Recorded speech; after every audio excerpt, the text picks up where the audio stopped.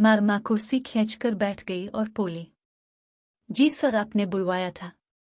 अशर की उखड़ में जिजी को मद नजर रखते हुए वो इतने आराम से बोली थी कि शायद ही अशर सर को कुछ सुनाई दिया हो जब ही उन्होंने जवाब नहीं दिया था और न जाने कौन कौन सी फाइल्स निकाल निकाल कर सामने टेबल पे रखते जा रहे थे। मारमा को गुस्सा तो बहुत आया लेकिन खामोश रहना मजबूरी थी, सो खामोश ही रही।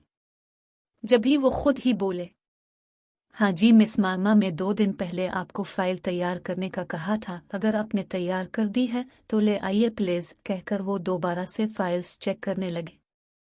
जबकि महरमा को लगा इतनी सख्त सर्दी में किसी ने डांसेस अलिफ पानी इस पर उंडेल दिया हो।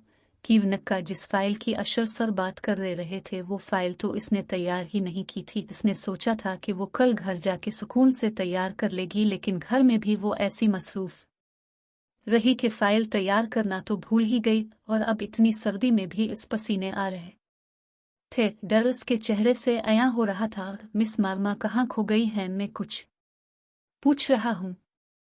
अगर फाइल तैयार है तो जाएं, जाके ले आए। मुसलसल इंतजार के बाद भी जब जवाब ना मिला तो वो बोल पड़े।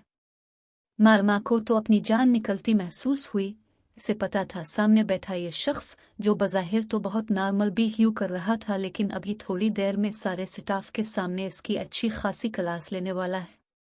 मिस मार्मा, मैं पिछले 15 मिनट से आपसे कुछ पूछ रहा हूँ और आप जवाब ना देकर मेरी और मेरे उहदे की तौहीन कर रही हैं, और इस बात की इजाज़त मैं किसी को नहीं देता।